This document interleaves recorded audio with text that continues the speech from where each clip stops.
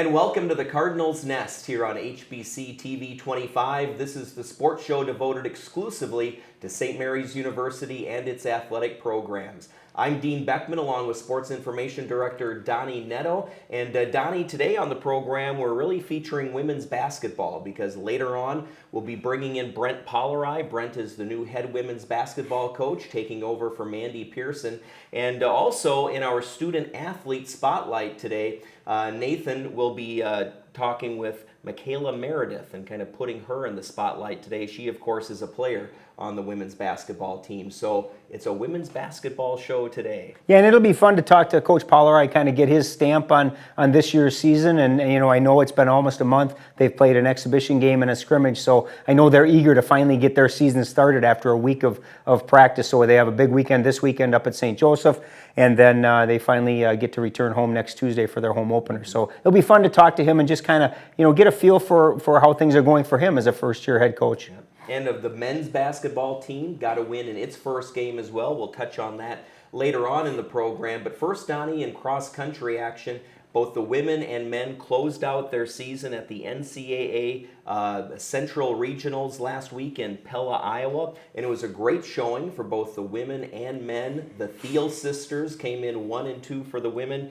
and Jovan Newsom, again, running a great time for the men. Yeah, we've talked about Jovan all year, and he had a great season last year when he went to the NCAA Nationals, finished 45th this year in terms of individual place finish. His time was very similar to what it was last year, but, unfortunately he wasn't able to get one of those at-large berths into the national championships this year. But that certainly doesn't take away from an outstanding season for him, and we certainly are excited for what that future holds for him. On the women's side, you mentioned the Thiel sisters, and Erica and Allie have had, they've kind of been battling all year, and at the Central Regional, Erica, the younger sister, outdid her elder sister a little bit, but we lose one Thiel in the graduation of Allie, but Eric is around for hopefully for 4 more years or for 3 more years, and we're excited to see what she can do after a great freshman year. And Jovan not advancing. Nothing that he did. I think it just goes to show the depth of the competition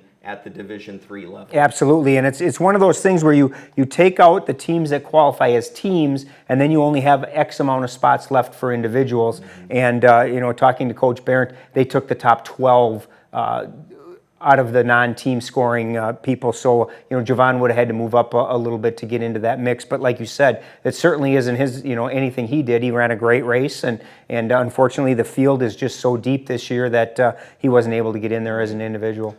Well, while we've been talking about cross-country, men's hockey just scored another goal. What an incredible goal-scoring weekend offensive outburst by the men's hockey team, Donnie. In 2 games, they score 18 goals or 19 goals in those 2 contests. I've never seen anything like that in one weekend against Bethel. Yeah, it's been a long time. You'd have to go back to 2007 until there was a time that the Cardinals had such a weekend as they did this weekend. They scored 19 goals, and I was talking to Coach Moore today, and the big thing about that is not only the goals, they only allowed 3.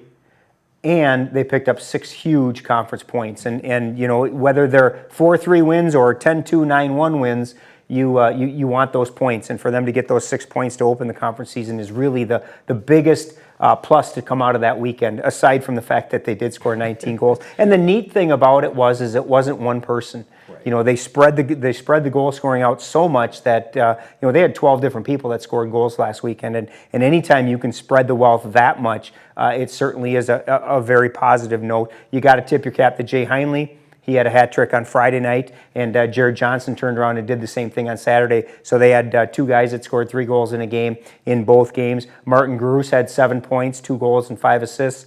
Bob Kinney had 6 points. So it was a great offensive weekend, and it was tipped off by Martin Gruss getting Player of the Week honors this week. So a great honor for Marty, and as Coach Moore said, Marty doesn't get those 7 points, which included 5 assists, if 5 people didn't put the puck in the net. So it certainly it's an individual honor, but it's certainly a team effort. Right. I would imagine from the conference's standpoint too, you almost had to go with the St. Mary's hockey player, given the outburst that they had. And yeah, those 7 points, definitely show up. It's a good thing one player didn't score all those goals, because the scoring chase would be over. Absolutely. And it was, and like you said, it was a crazy weekend. It wasn't so much, it was as much that Bethel had bad luck as we had good luck. It was one of those things that Bethel came into that series having just played the number 2 team in the country and losing in overtime. So I don't think that the outcome was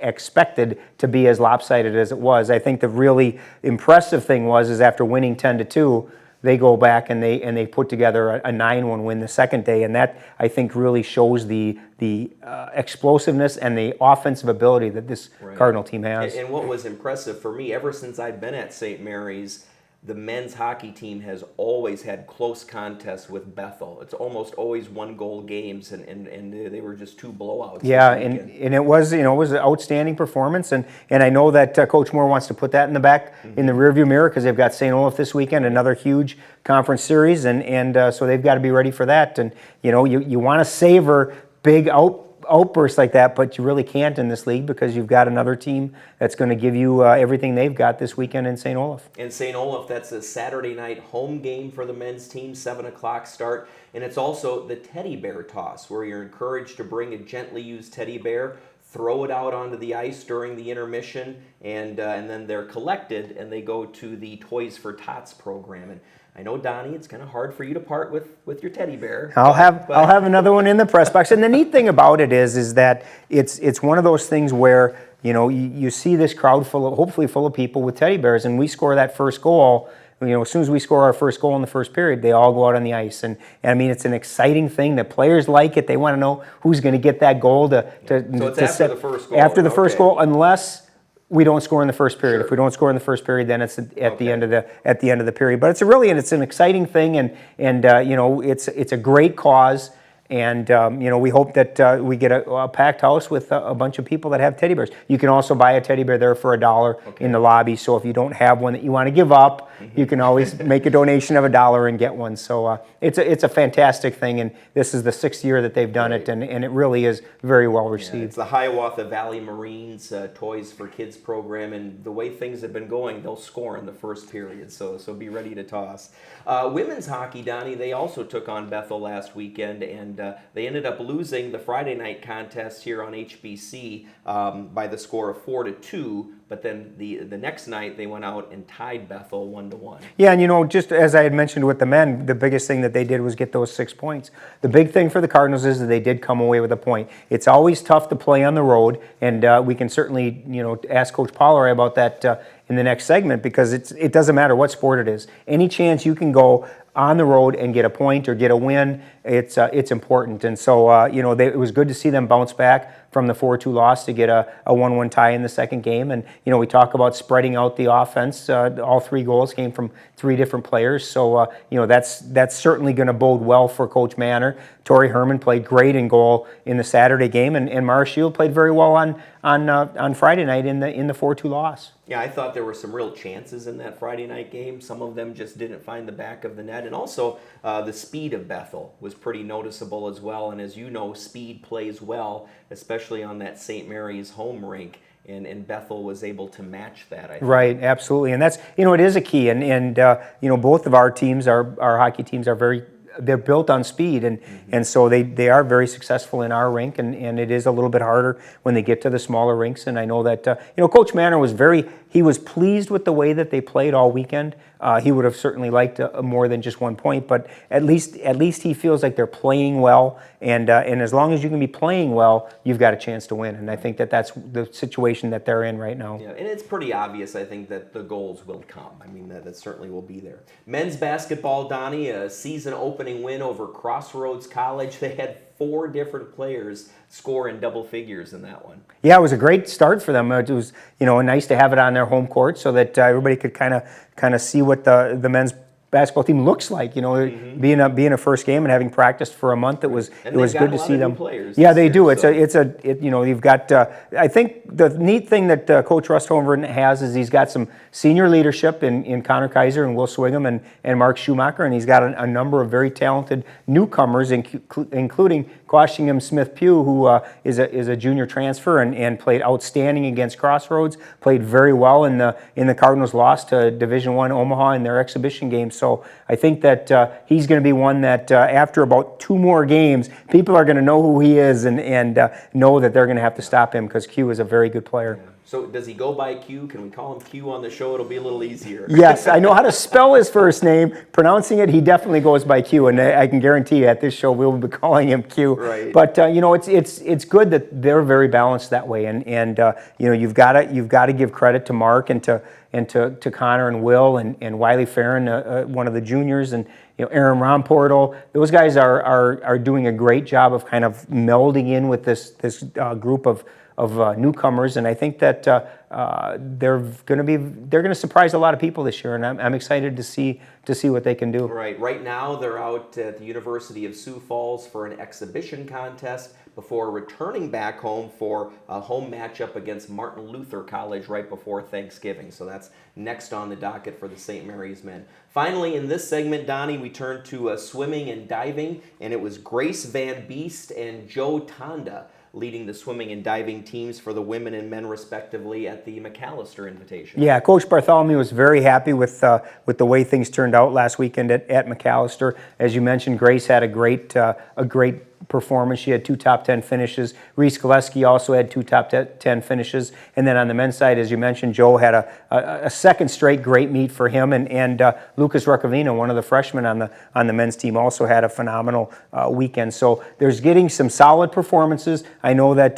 Coach Bartholomew is happy that they have eight men's swimmers this year. 7 of them have already qualified for the MIC championship. So that's a very positive sign. And with Reese and Grace leading the way, the women are going to continue to improve as the season goes on. It's a tough time for the swimming program. They've got the Gustavus meet this weekend, then they're off for Thanksgiving, then they go up to the University of Minnesota for the Gene Freeman, and then they're off for 2 weeks for the holidays. So it's kind of a tough stretch for a sport like swimming where you're going to have so much break in a sport that really is so much about training. Their season always seems to get split kind of that between Christmas and right. the New Year's. So, all right, when we come back here on the Cardinals Nest, we'll bring in the new women's basketball coach for St. Mary's University, Brent Pollari. That's next here on HBC TV 25. Want the latest news on St. Mary's University athletics? Watch the Cardinals Nest on HBC TV 25. Dean Beckman and SMU Sports Information Director Donnie Netto will talk about the past week in Cardinal athletics, highlighting the best in each Cardinal sports team. Player and coach guests will add their stories and insight each week with new shows Thursdays at 5 p.m. and replays Fridays at 6:30 p.m. and Saturdays at 7:30 a.m. on HBC TV 25. Join HBC Sports' Extra Point one-camera coverage of high school football and soccer throughout the fall, presented by Lewiston Auto. In addition to our Football Night Crew broadcasts, Extra Point will bring you 8 games from the gridiron and 9 games from the pitch. For the full slate of games, simply visit hbci.com/sports to find out when your team will be on the field. That's Extra Point coverage of HBC Sports presented by Lewiston Auto, all fall, only on TV 25. And welcome back to the Cardinals Nest. A little bit later on in the program, in our Student Athlete Spotlight, we'll be putting the spotlight on Michaela Meredith, a player from the women's basketball team. But before we do that, more women's basketball, we welcome in Brent Pollari. Brent is the new head women's basketball coach for St. Mary's University. So Dean Beckman here, Donnie Netto. And Brent, welcome to the Cardinals Nest. Thanks for being on the show today. And thank you. So first time on the Cardinals Nest, why don't you give our viewers a little bit of an overview of your coaching career and how you landed and ended up at St. Mary's? Okay. I started off coaching both girls and boys high school basketball. One of my first jobs then was at Montana State, Division I, so I kind of went the backwards way of going things. I started pretty much D1, then I was the head high school coach for a couple of years in Montana. Came to Northern State University, ended up being there for about 8 years. Was at Texas A&M Kingsville for a year, and at the University of North Dakota for a year, and then last from Minnesota State Mankato. All right, good. So probably nice for you to have put some roots down now, Yes. right? Yeah.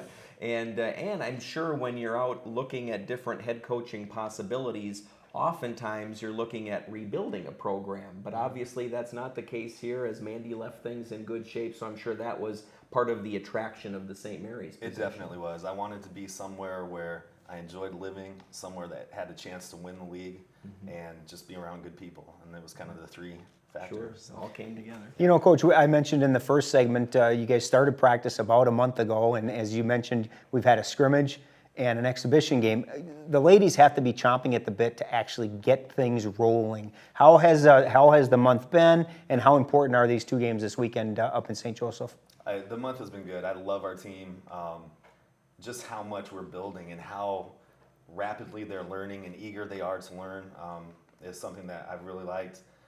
You know, we have had a month of practice, but we also had 2 players that have only had 4 days of practice. We've had a couple other players that just had a couple more practices of that. So we really, in the beginning, were just trying to learn who we were, and we're still kind of coming together as a group. You know, it's an interesting dynamic or an interesting learning experience in that you've got to learn about the players, and in turn, the players have to learn about you and about your style. How has that learning curve been going? It's going good, and you got to develop trust in each other. It's something new. I think change is, people usually just don't love change, especially when you're successful, but they're buying into it and seeing how we're doing against our scrimmage and in our exhibition. I think people are buying in more and more, and we're making good progress. And you had mentioned, too, some players just having minimal practice. A couple of those players, that's because they're dual sport athletes, with Brandy Blattner and Emma Schaefer both playing volleyball, so their season was just concluding, and you had several practices under your belt already.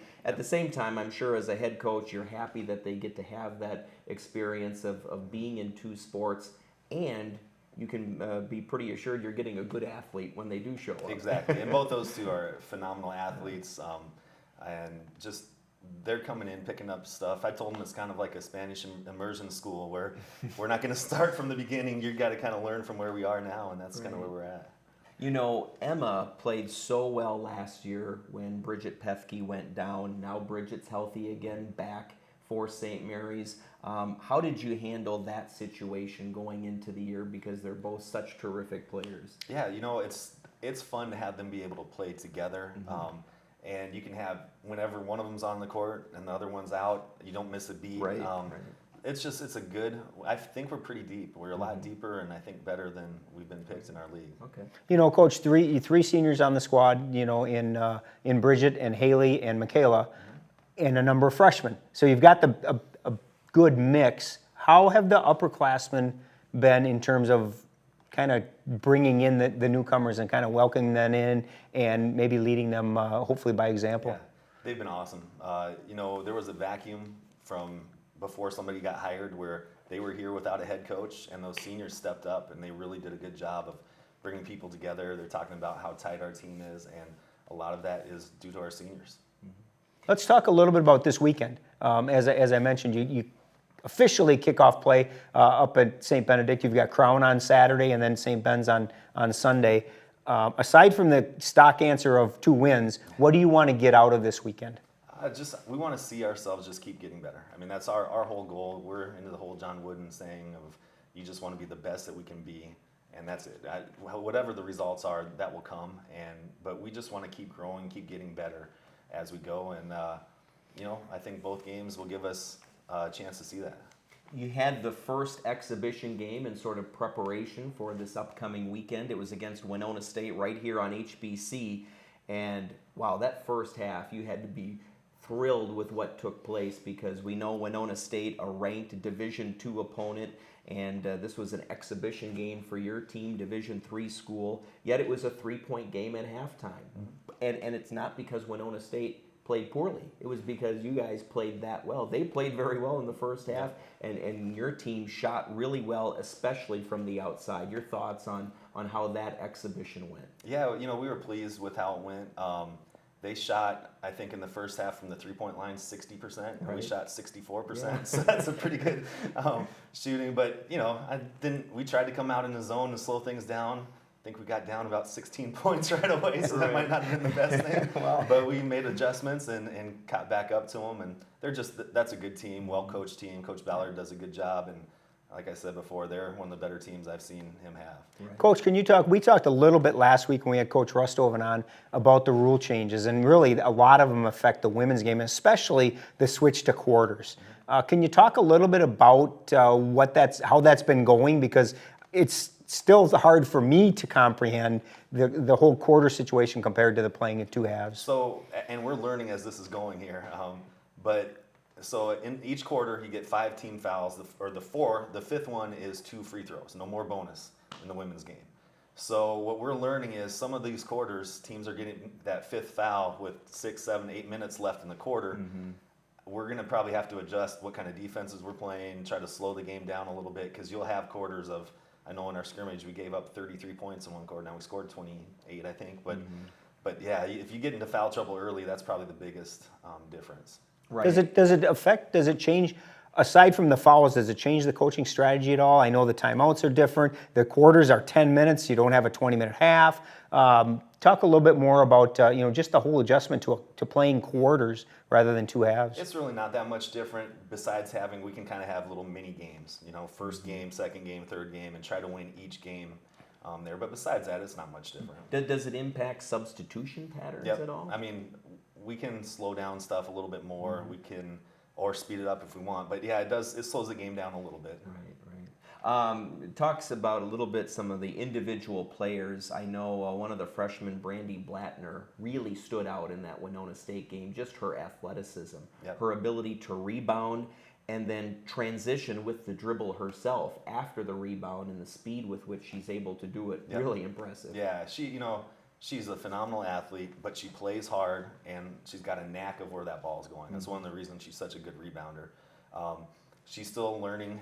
She missed our whole preseason, and this is her first college year, and so she's learning a lot of the fundamentals and positioning and that kind of stuff. But just as an athlete, she's phenomenal. And I wanted to mention, too, we talked a lot about the guards, but I thought Sam Jones really did well against Kayla Timmerman, Hannah McGlone, and those powerful posts for Winona State, because Sam had to play a lot of minutes and really did well. Yeah, and she did. I talked to her today about, she didn't get any rebounds, but she didn't give up any offensive rebounds. Right. Yeah. And that was big. You're going against a 6'3" Division I transfer. Right. Yeah.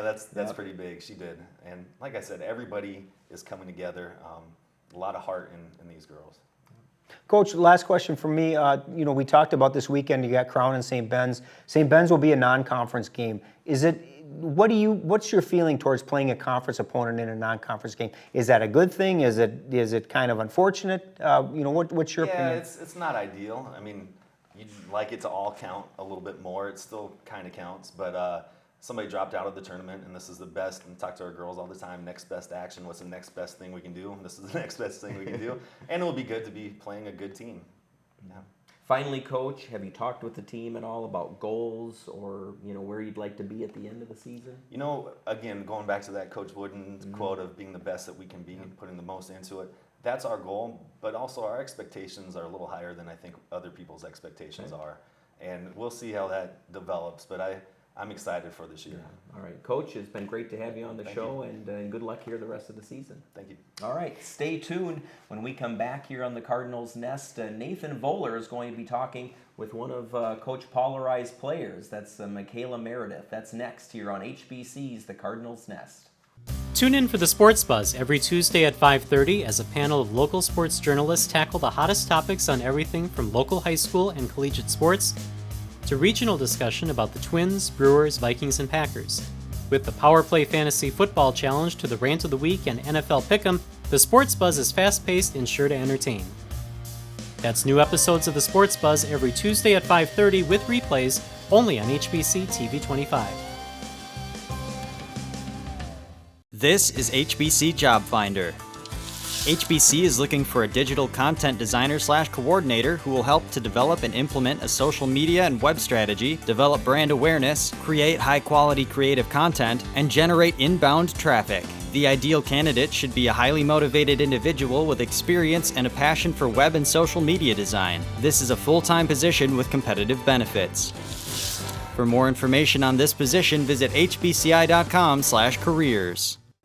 Back here on the Cardinals Nest, Dean Beckman, Donnie Netto, and Donnie, full slate of action again this weekend, especially hockey both Friday and Saturday at St. Mary's. Yeah, it's a busy weekend. The women are home on Friday night against St. Olaf, and then the men come home on Saturday and play the Olies at 7 o'clock, as we said, teddy bear toss. Then the women's basketball is home next Tuesday, and then next Sunday.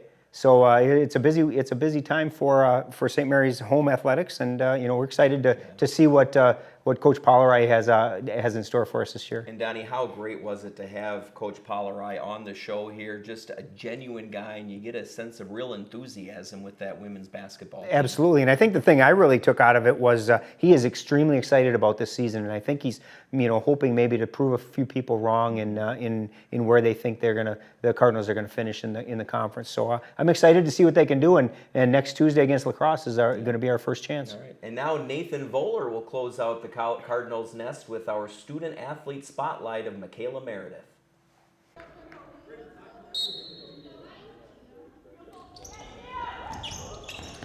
Coming off of an 18-9 record and semifinal appearance in the MEAC tournament this last season, the SMU women will be tipping off in an exhibition against Winona State on November 13. And expectations for this Cardinal squad are sky high, with the returning of 3 seniors from last year and the hiring of new head coach Brent Pollari. I had the opportunity to interview Michaela Meredith, who's a senior guard from Bloomington, Minnesota, not only about her expectations for the upcoming season, but her experience being a basketball player right here at SMU. I decided to come to St. Mary's for the campus. It's really beautiful, and I got recruited here for basketball, so that was a major part in why I came to visit.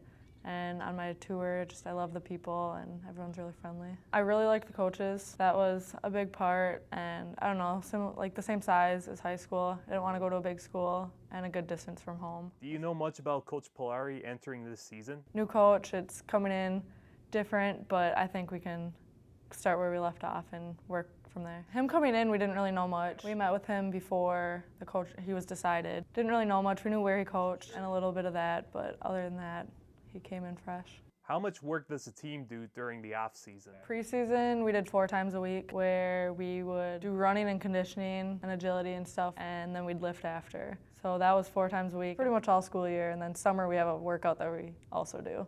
Every year we scrimmage Luther. It goes every other, so we were there last year, and they're coming here this year for our first home game, kind of, I guess. But so it's just kind of every year, just kind of see where we're at with practices and put everything together.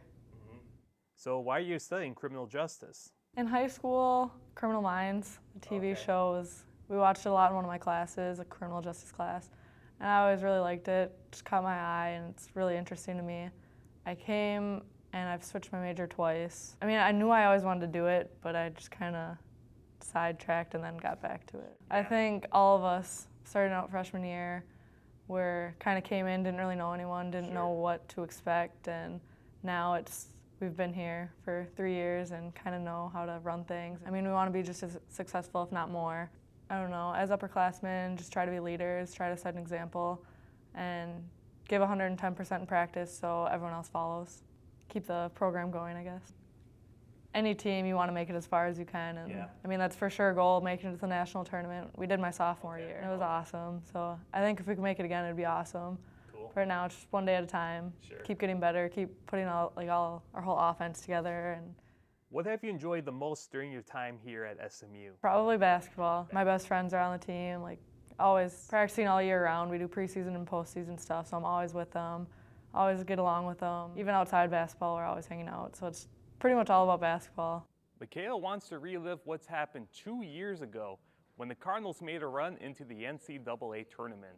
And with a new head coach who's had experience coaching in all 3 divisions, I'd say she's going to have a senior year she won't soon forget.